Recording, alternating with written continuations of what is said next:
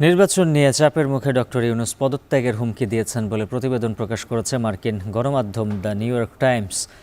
প্রতিবেদনে বাংলাদেশ সরকারের এক জ্যেষ্ঠ কর্মকর্তার বরাত দিয়ে বলা হয়, পদত্যাগ ঘোষণার বক্তব্যের খসড়া তৈরির পর্যায়ে পৌঁছে গিয়েছিলেন অন্তর্বর্তী সরকারের প্রধান উপদেষ্টা। তবে এমন পদক্ষেপে বাংলাদেশ আরও অস্থিতিশীল হবে।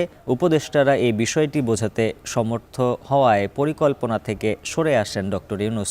সরকারের আরও এক কর্মকর্তার বরাত দিয়ে নিউ ইয়র্ক টাইমস লেখে, দেশের গণতন্ত্রকে সঠিক পথে ফিরিয়ে আনতে যাদের সাহায্য করার কথা তাদের কেউ কেউ তাকে উপেক্ষা করছেন বলে মনে করছেন ডক্টর ইউনূস। মার্কিন গণমাধ্যমটির দাবি, ডিসেম্বরের মধ্যে নির্বাচন আয়োজন করা উচিত। সম্প্রতি সেনাপ্রধানের এমন বক্তব্যে অখুশি হন প্রধান উপদেষ্টা।